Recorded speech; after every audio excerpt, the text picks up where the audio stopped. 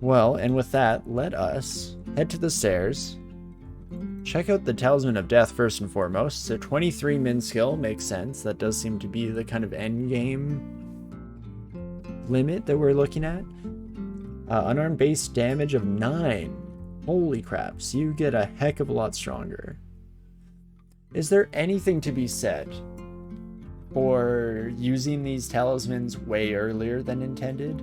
Because 10% HP, that seems a little too low. But if I can get that up to like even 30%, if I'm hitting 3 times harder, then it's just like it's a harm ego branded artifact on steroids, essentially, right? Interesting.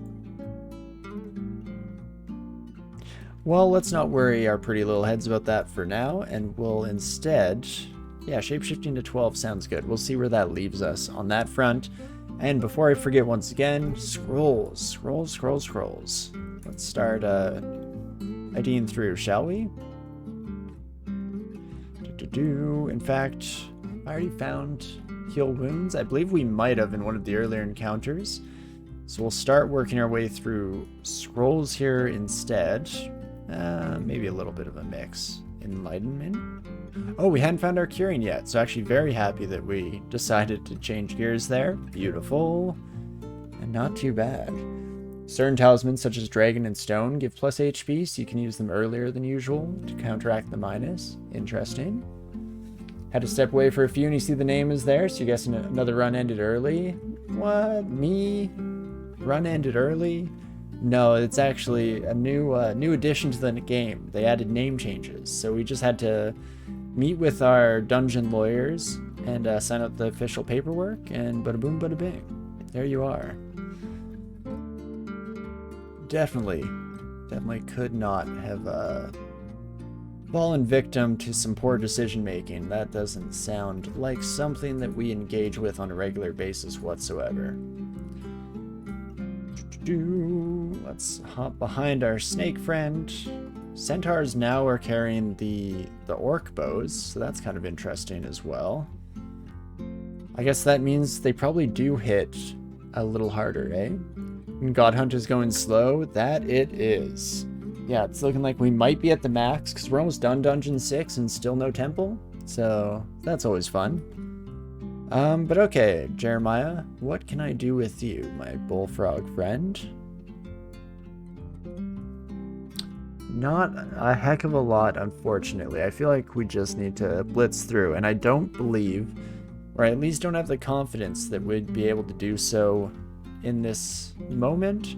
So instead, we're going to, execute the better part of valor, which is discretion. And by doing so, we shall very, very bravely run away. Mustachio also, of course, lying around here somewhere, so I'm sure we'll run into their pretty mug at some point as well. In fact, these seem like your friends, Mustachio. Did you just leave them on their own without any guiding hand to take them through the dangers of the dungeon? If so, then we definitely need to hunt you down. Should never betray your friends like that. Okie dokie. There you are, Mustachio. Do you know what? Let's try this. I would really like your skin. I don't know if I feel comfortable or confident with her ability to take on Mustachio while sitting at a less than comfortable state of health. Could just go for it, I guess, and see what happens. We do have the regeneration at least. You know what? I'm gonna take some steps away. You're probably gonna summon in some friends, which would be a pain in the rear. But I do manage to regen up quite nicely. And actually, yeah, your blink, don't think was your best move, friend, if I'm being completely honest with you, but to each their own. And there we go. Beautiful. Okay, so, AC would decrease. Oh, I guess +2 fire robe, is that right? I always thought that leather armor was slightly better. Regardless, though, I think we do want to still make the change we want to see in the world there. Gives us another regeneration stack, bringing us up to 2 HP per turn. Don't mind if I do. Every god has to appear somewhere between D1 to 7, isn't it? Except maybe Jivian Luganu. I don't know if that's true. I feel like there are some runs where we don't find them for quite a ways. But D7, I guess I might be thinking of runs where the temple's in D4, so you get it nice and early, doesn't have the god you want, then you struggle to find your soulmate moving forward. But I'm definitely going off of vague shadows and semblances of memory there, so I wouldn't really trust on it. Shouldn't be engaging at 70%, no less 30%. Hey, sometimes the dungeon doesn't give you a choice, so you just have to run away. Though, again, that's kind of why it worked out, just because we did decide to do a little bit of fancy footwork, get around the pillar, let the regen do its magic work, and it all turned out beautifully, as it always does. Never a doubt in my mind. What are you carrying, friend? A wand of charming. Okay, so you at least need line of sight. Oh, shoot. Paralytic Wasp is not exactly gonna do the trick. I could hop here, I guess. Still would have to fight them. But at least we're not taking on all comers from both sides, you know? Sometimes hidden on floors with backward staircase or something, be believed with a couple specific exceptions, all supposed to appear. Interesting. Well, it very easily could be the case, yeah. You know what, I am gonna hop here for now. Ooh, Bombardier Beetle is not great. If I can kill... Oh, never mind, I got paralyzed. Okay, confused and slowed. Not great, but we have a heal wounds for double heal here. We just have to survive long enough to make that a reality. I could use up a, sorry, getting distracted by these purple backgrounds. Could use up a curing early in the fight and hope that we just murder this son of a gun fast enough to make it worth our while. Well, slowed, you know, chances aren't looking great. I should probably just keep running, really. But let's start with curing. Okay, I survived. The incendiary fluid missed me to hit the hornet. Okay. So I just, do I use another blinking, I guess? Spare no expense? Yikes. Mark Trap is definitely causing us a little bit of grief. Did we kill, or indirectly kill, the hornet yet? I would not say that was guaranteed to be the case, but we do survive long enough to get the heck out of there, so that's nice. Did I want to blink to the blind side, though? Probably not. You know, how it turned out definitely lends itself to no. I just feel like it's such a waste whenever I blink like 3 swears. And so I very erroneously decided to save my mental anguish. And it very nearly cost us our lives, but fortunately managed to squeak by just barely, so no real issues. Give me a rue. Oh, there we go. Oh no, you are there. Whew. I thought we'd somehow hit the 4th time in a row without a rue altar. Because I think we will go back to the classic. Now, the name change did do the trick. Thank you, Thalphon, for the rescue there. You finally bring us some salvation in the form of good old Rudifer. And, yeah, do you know what? Let's not deal with the rest of life's problems, and we'll just continue downwards, shall we? A Staff of Death. Oh, I already have. Ooh. What the heck are you? A Maw Talisman. Okay, well that's like none of the transmutation spells we've seen before. A miniature desiccated head of some ferocious and hopefully extinct creature. Fingers crossed, look at that thing. Transforms our midsection into a giant mouth, gnashing ready to devour foes. The mouth may devour slain creatures to heal us. Very cool. So minimum skill of 10, so still a bit of training before we hit it. But only body armor is melded. That's pretty cool.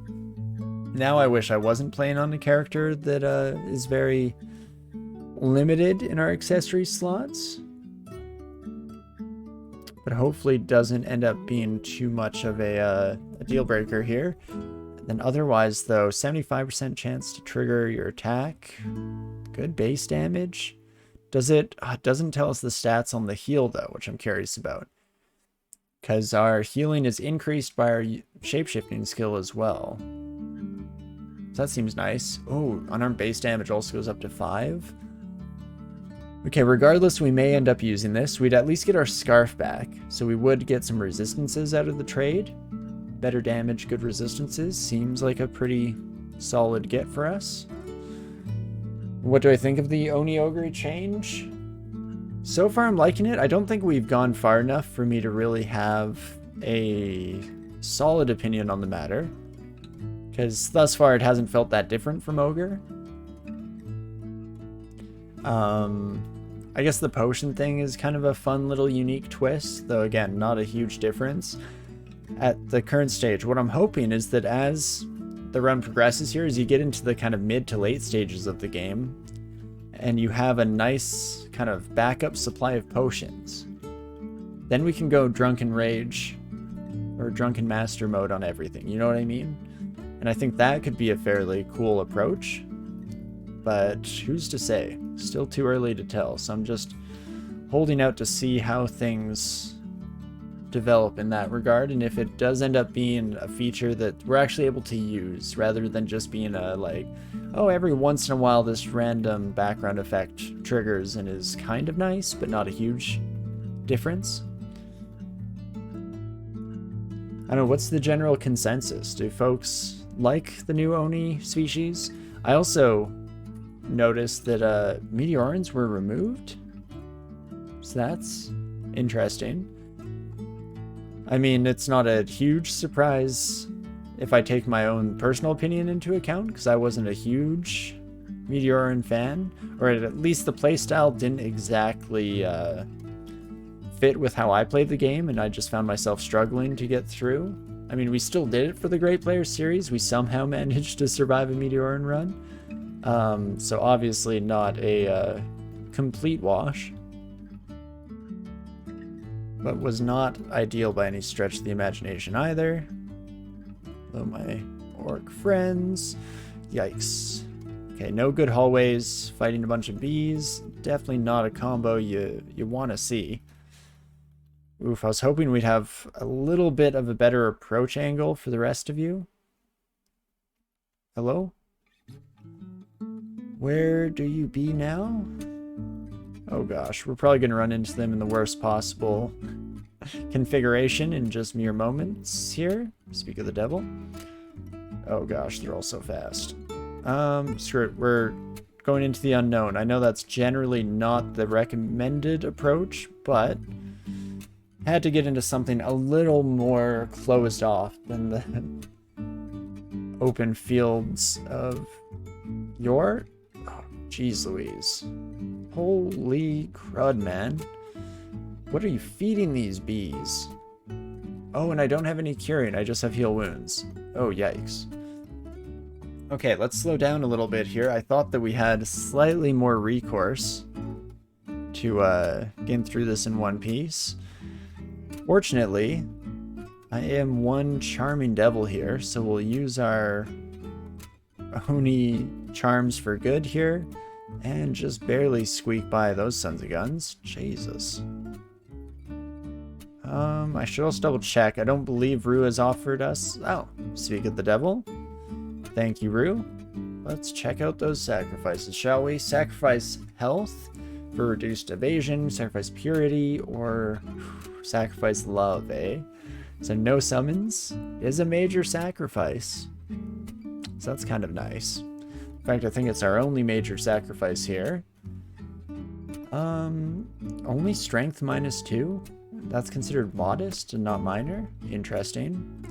Or a medium sacrifice for doing evasion -5. Interesting. You haven't looked up what they unlock as they level, but you don't think the change was all that drastic? Wonder if they just want to get away from the more vanilla fantasy races? In which case, you know, I'm all for that. I like seeing some new faces, some new names. There are tons of cool species and I guess just archetypes from mythology. So it is fun. I don't know, I was a fan of the ogre approach as well. You know, lent itself to a lot of fun pun names and whatnot, so it did have that going for it. But it is what it is. And at the end of the day, if you want to stick to always being under 27 species, then you gotta do what you gotta do. I'm kind of curious, so they removed Meteorin, switched out Ogre for Oni. Is there a new species being planned? Who's gonna replace Meteorin? Because that's what I kind of expected to happen, was just replace Meteorin. You end up doing love pretty often?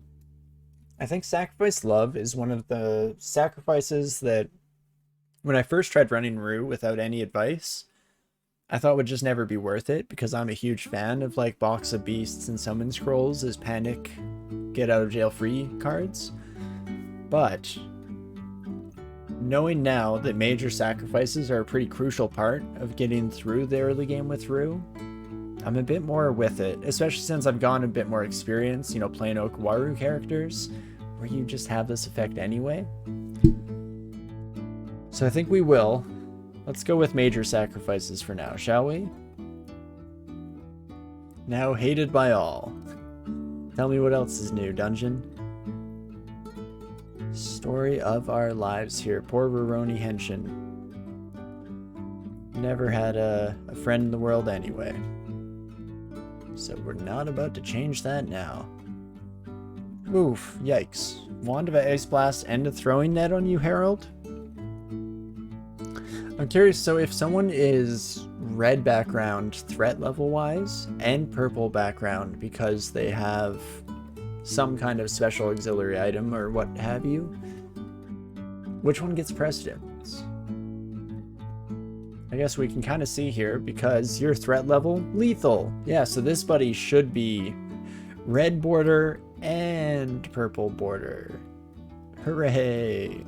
Oof. Sentinel's Mark, net. Just the full wombo combo. You're not fooling around, eh, friend? Can I... 17% chance to polymorph you is not great. Not great at all. Sentinel's Mark was pretty much guaranteed to work, so I guess we can't be too upset about that. It's gonna be a teleportation for me then, probably. Wait. I didn't move. Did I teleport to the same square, or did they change how nets work with teleportation devices? That is strange. Anyone in the audience know what the heck happened there? Because I am confused, to say the least. Regardless, another tele scroll does get us out of harm's way, fortunately, so it's not the end of the world, but jeez Louise. Hey, K-Man, how's it going? Hope you've been well lately. Lovely to see you. Quick telly. Yeah, so it seemed to happen faster than expected, because it was only like 2 turns that I was in there. And it didn't move me at all. Did they make a change to the teleport?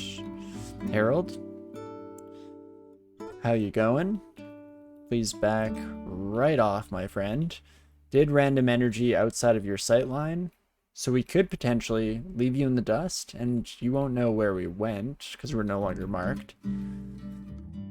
Maybe, just maybe, there's some hope for us to finish off a nice chunk of the rest of the floor here. I'd like to do so before moving on, because we're just about at the cusp of where some nasty folks will start showing up in the dungeon here. So any and all experience that we're able to garner before running into those Kiddlywinks is definitely an advantageous step to take, if at all possible here. Am I shapeshifting? I am. Yeah, trying it out for the first time here. And definitely enjoying it so far. I've mainly found it to be almost more of a quality of life change from the old transmutations, because I'm just not having to recast them. Though some of the new forms also seem cool. I'm excited to hopefully get a chance to try out this Maw Talisman and see what the heck that do. But we'll see. It's definitely a tricky gamble or gambit just to survive long enough to get to that point. And so we'll burn that bridge when we get there. See how she goes. But beautiful Josephina, not too much of an issue for us. Fantastic. And I guess we do have this one more ID scroll that I should probably get around to checking out. Amnesia, probably not super helpful for us in the near future, but that's fine. And okay, so this is the point where we could try the Flux. The Flux would remove our main armor, right? Where do you say it? Cannot use weapons, shields, or body armor. So that's not the biggest deal. I kind of just want to try it out here. Base damage is the same, except minus 33%. Get some bonus evasion. The contamination damage is huge, but have to survive long enough to get that to trigger, I guess, is the tricky. Therein lies the rub, as they say. Let's see what the form looks like, at least, shall we? Turn into something dangerously unstable. Okay, so it doesn't actually really change my look. Very much a, like, tiefling style look now that I get a better view of the character here. Also, having a scarf that perfectly matches my skin tone is a little cringy from a fashion point, or standpoint, rather. But it's fine. Oh. And I see. So, like, ticks up. And if we get 3 hits, we kill basically anything. At least for now. Again, at this stage in the game. Or in the run, I should say. Let's hope you don't get too much more random energy towards me, and then I should be able to survive long enough. Jesus. Or does the new opportunity strike actually work for polearm users now? Have they fixed that? If so, then yikes. We do have one more blinking, so if we want to guaranteed survive, I probably just blink towards the stairs, and then I can scramble to make it the rest of the way. I can't tell if it's random energy or affixed to polearm's attacks of opportunity. Regardless, let's play it safe. I'd like to survive long enough to try out some of these other talismans. I also do think I will make the change back to beast mode. I'm not sure how much I love the Flux. Maybe if we were fighting stronger opponents, but as is, we're nerfing our first 3 hits that would likely kill the person if they weren't nerfed to get a big wombo combo that's way too overkill to finish them off. So, in that vein, let's swap back to going beast mode here. And I guess how close are we to the Maw? 8.6 out of 10, so we're almost there. Cloak plus 2 would help. Somewhat true, at least with the survivability side. I still think it doesn't quite give me the advantages I want. Jesus. Okay, I went into this a little too cocksure already. Immediately regret it, as our lovely poison friend tears us a new one. Yikes. Well, if we chug a random potion, it should kill the poison, buddy. Nope, not at all. And does it do anything else for us? It was a potion of mutation, so we got bigger horns and some iridescent scales, but we're probably gonna die here. Never mind, Ambrosia. Here to save the day as long as one of my actual attacks still gets through to hit our poisonous friend here. That's not going to do it. So in that case, I'd now try to step away, right? And hope it makes it through the confusion. Okay, no longer have Ambrosia going. Okay, if I can kill this son of a gun, then you're saying there's hope.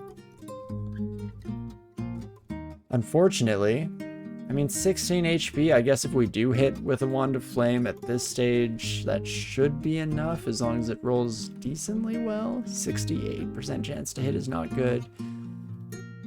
Versus 70% chance to hit me, so if I just try to head upstairs, I could make it. But if we get hit one more time and get another stack of poison, it will be a slow and painful death towards the finish. Yikes, man. I don't know what to do with you. Again, we're not even dying to new things this time. I'm just getting way too overconfident in our abilities to handle any problems that come our way. So whoopsie daisies.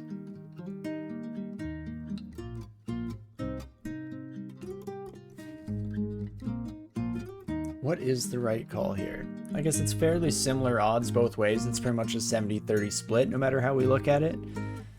Wand of Flame also has to kill you. I'll try to head upstairs. Lethally poisoned. None of these will save me then? Yeah, 1 HP was a bit much. Did we have any potions that would have helped? No, unfortunately, not even like a Berserk Rage I was kind of hoping would just give us just enough HP, but with the amount of poison we were handling, I doubt it. I seriously doubt it. But hey, there we go. We got a couple more talismans that we at least found and got to check out. Didn't actually see the effects, unfortunately. That'll have to wait for a future run. But not too shabby.